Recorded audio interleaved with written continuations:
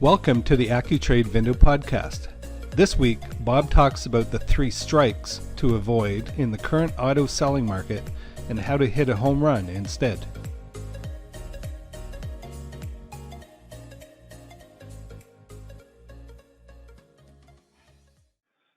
Good morning, everybody, and welcome to this week's VIN-dow with Robert Hollinshead. And Bob, today, can we talk about 3 strikes?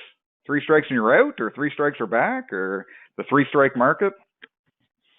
Yeah, absolutely, Sean. So, morning, everybody. It sounds so stupid when you talk about 3 strikes, right? But it's what, I've been talking to all our people for many decades about when you start to see market change and strikes start to matter. Like in a wild thing that we've been experiencing, there's no such thing as strikes. Everybody overlooks everything. Who cares? I got to get it, and it don't matter what it is. I know how to make a profit and all that type of thing, right? But now that we're coming into, I'm not saying it's reality. It's still completely hyper nuts, but it's not really, because if you're paying attention in different segments of the thing here, you're starting to see strikes that matter. So strikes would be, like mud. Strikes would be like, a fax or like a history that's got a little smudge.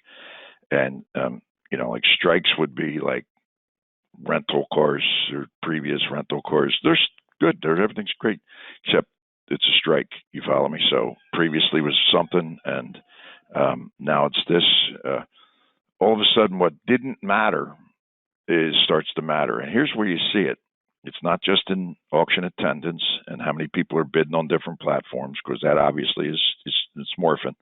It's not the same as it was. Anybody that says it is has their head where the sun don't shine. It's no sales. It's, you're back to what you would call, a normal consignor. A big muscle man still selling 80% or something, but like the average guy that is an average guy that's really good at what they do, they're back to 40 or 60 percent no sales. I'm not talking about a 20 on $4,000 cars. Anybody can sell through them. They're as is, but I'm talking about like a normal car, a $25,000 car. You're starting to see it where the desperation, especially with let's say Honda whispering they're starting cars, and then Ford's doing Broncos, and there's a whisper that cars are coming back. The unabated big ball attitude about I don't care, I'll buy them anyway. I'll buy them. Yeah, you can feel it creeping in the edges. You see what I'm saying to you? So in other words, and I ain't talking about regionally or internet. I'm talking about everywhere. You start to feel it sneaking in, and therefore we go back to strikes. So mud is a strike, right? So mud is something that's normal. There's 9 million of them. This one's a little smudgy. It's got a little thing. It's silver. It's not white. It's don't have wheels. It's that. And then next thing you know, it's a little mud. It's mud. So mud is, you can use mud for certain things, but mud ain't something that you just like, can't wait to go get mud. You follow me? Can't wait. No, you definitely can wait. And what happens is, even though you have 342 people online, what you're winding up watching is, and I'm positive, 100% positive, that other, people have other things to do on a particular day than to sit there and watch what's going on. It's part of the strikes is when this Jerry Springer effect kicks in. So Jerry Springer is, it's human nature. Everybody wants to see the other guy stumble and show how stupid they are because of whatever, and they slap their mother-in-law on TV. You follow me, and you watch it because you don't know what's going to happen. So in an auction sense, the Jerry Springer effect is watching everybody else waiting for the thing just to understand what's going to happen here, and you wind up like waiting for the slap in the head. You can't believe it just happened. And that's basically, I think, why the attendance is high, but the participation is way less. And the rip-roaring participation is no longer in existence. It will never, ever, well, certainly not in my fat person lifetime, ever going to see it again, where, when you set a car in, no matter what it is, and it's like a 73 bids in 4 seconds are banging through the thing to get to where it needs to be. What you're doing now is you're grinding a little bit in order to, and the auctioneer actually can't just fall asleep at the wheel and just assume that everybody's going to bang it in the same second. You got to actually count for a minute. And don't forget there's other things involved here. Now, a guy's not, in a regular lane circumstance, he's in one lane at a time, or he did 3 proxy bids. In the way we're doing this thing today, a guy could have 9 or 15 screens up all at once.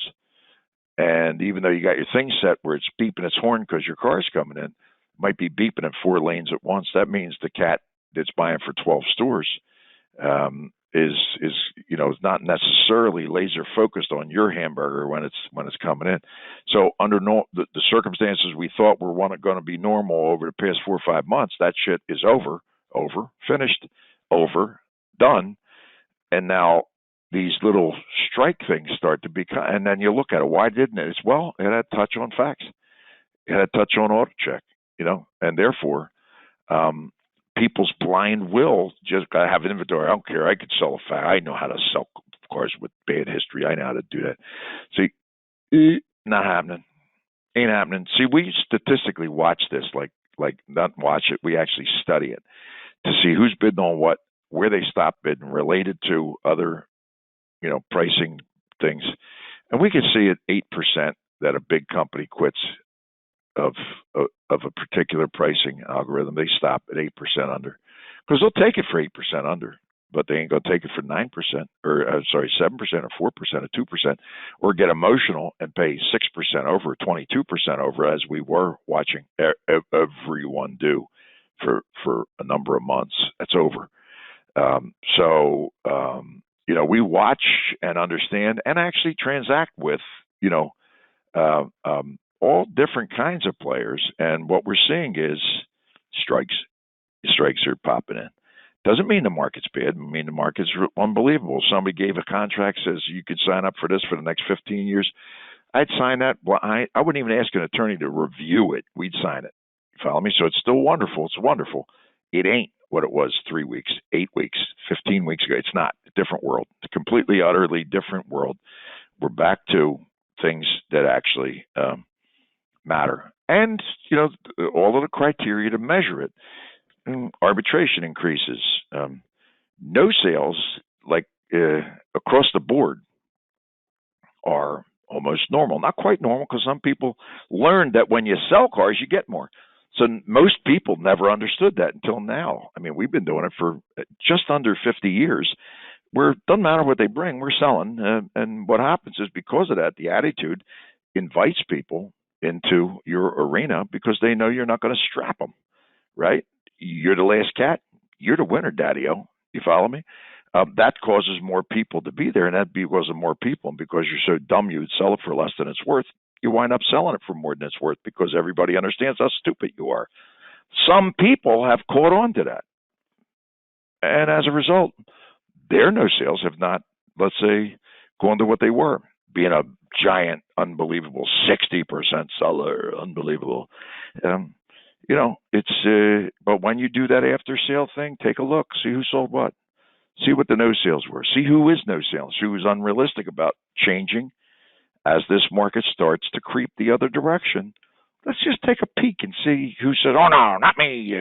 That was an off day. It was only 82 degrees out. It's 83 next week. We'll get more." I don't think so. The next thing you know, we're going to be rationalizing. Well, that was a holiday. It was 4th of July. That's why it's in. Okay, no problem. Now, the problem with that is also that means that the market report doesn't reflect the real market, which is really comical when you watch listen to pontificators, never bought or sold a car in the world, got all the statistics in the world, they're pontificating what's going on in the marketplace. Truly hilarious. I mean, actually roll on the floor hilarious. What do we do about all the cars that didn't sell? How do you count them into the statistics of what the market is? Because the seller ain't ready to sell for what the car is worth. How do you work that into a descending market, right? And when you think about that, right, you're only looking at the ones that somebody bumped their head and still bought it for the old price, and that happens a lot.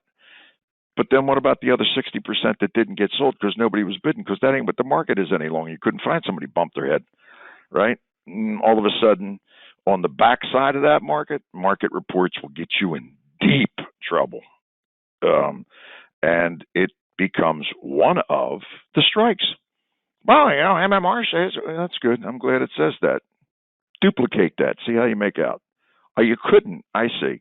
So then, now on the converse side, when strikes start disappearing, you're coming into a market where it's rip roaring, has no relationship to what the market is. Matter of fact, it becomes your ally. It's no longer your enemy, right? At the moment, turns out to be what you guessed it, your enemy.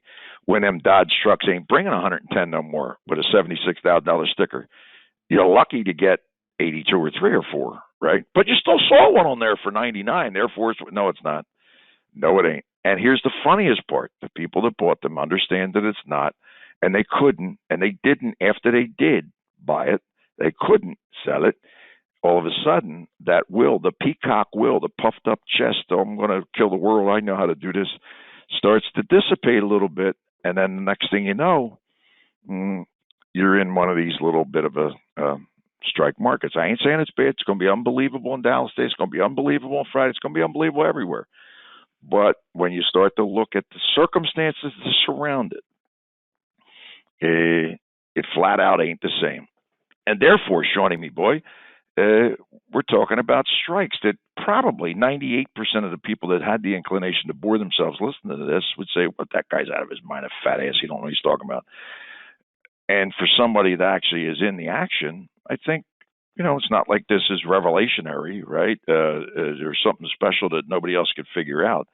It's just that when we take a look back, and look at how we are engaging our pricing tools, et cetera, and how they're modified to actually recognize the market switch, it's nothing's going to change. Everybody's still going to buy and sell cars. It's just that we're in a circumstance that I think we're seeing a little bit of a modification of circumstances. You dig it? Does it make sense to you, Shawnee? Yeah, I love it. You got to look at sometimes what's not happening to figure out what's actually happening. Especially in a market like we have, right? People's, they've actually gone through the insanity. We're coming out the other side. The air's clearing. The dust is not in the air. What's going on? I don't get it. Right now, fog is getting a little clarity, and I think some insanity is settling in. And sellers are either going to modify what they're looking for, or they're going to be no sale kings. You follow me? And if that's okay with you, then that's okay. That's nobody's saying what you should or shouldn't do with your cars. But I'm saying it like cross-sectionally. Believe it or not, all the way into trash cans, cars under $6,000. We're seeing a lot less anxiety to buy those hamburgers. You know what I mean? We're seeing it on other marketplaces also, not just the one that we participate in, but other ones that we observe. Fewer bidders, less people looking to buy hamburgers with, let's say, challenges, dents, scratches, motors, things. All of a sudden, we're seeing a lot less anxiety to just be the owner of that hamburger. You follow me? And it's going to be interesting as we move into this thing where cars start getting threatened to be delivered again, how everybody's going to react to it. It's exciting. It is. Thank you, Bob. Appreciate it. You got it, Shawnee. Thanks, everybody. Have fun. Thanks for listening. Tune in every week for a new episode where we chat with Bob Hollinshead, founder of Accu-Trade and the largest independent vehicle wholesaler in North America.